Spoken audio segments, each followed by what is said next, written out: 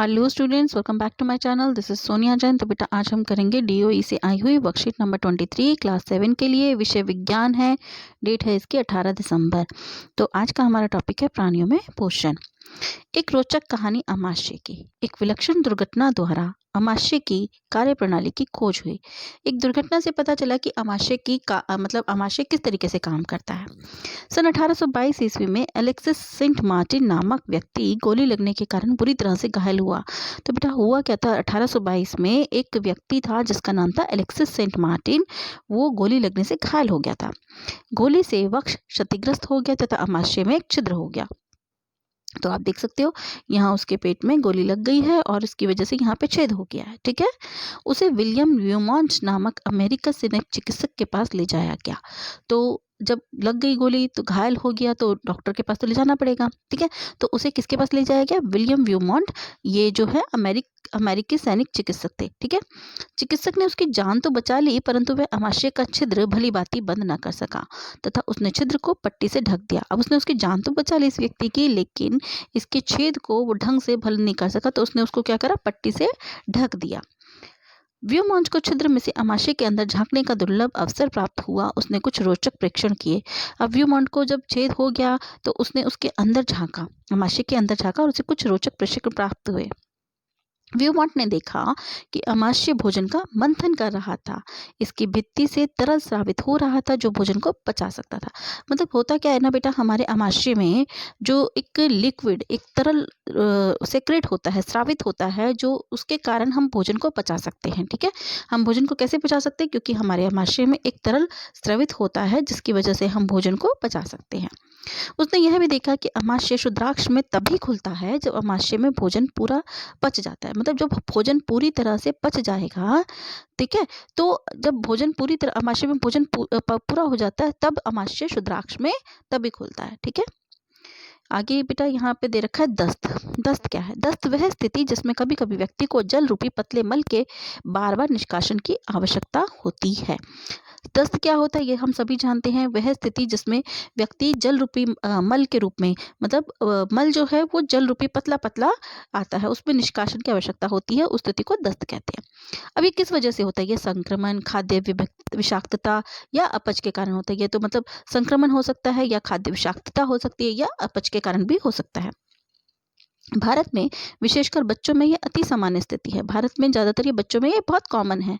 चरमावस्था में ये घातक भी हो सकता है। इसका मुख्य कारण शरीर से जल एवं लवण की अत्यधिक क्षति होना है। मतलब इसका मुख्य कारण क्या है? शरीर में जल और लवण की कमी हो जाती है। इसे सहजता से नहीं डालना चाहिए। चिकित्सक के पास जाने से पूर्व ही रोगी को उबालकर ठंडा किए हुए जल में एक चुटकी नमक और चीनी घोलकर पिलाना चाहिए। मतलब क्योंकि पानी की कमी हो जाती है तो तभी की तभी रोगी को जब दस्त हो जाती है तो क्या करना चाहिए? पानी को उबालना चाहिए, उसे ठंडा करना चाहिए, फिर ठंडा किए हुए पानी में एक चुटकी नमक और चीनी घोलकर पिलानी चाहिए।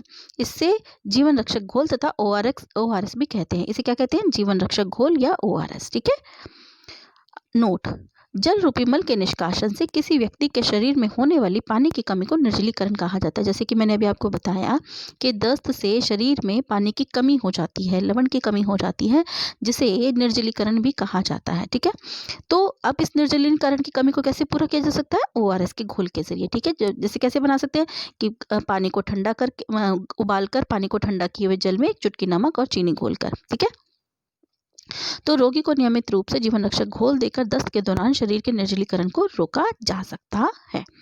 तो बेटा अब इसके प्रश्न उत्तर देख लेते हैं। ओआरएस का अन्य नाम क्या है? लिखिए। तो बेटा ओआरएस का अन्य नाम क्या है? जीवन रक्षक घोल। ठीक है, तो इसका उत्तर लिखेंगे ओआरएस का अन्य नाम जीवन रक्षक घोल है। ठीक है, अगला प्रश्न है उस स्थिति का नाम लिखिए जिसमें कभी कभी व्यक्ति को जल रूपी पतले मल के बार बार निष्कासन की आवश्यकता होती है।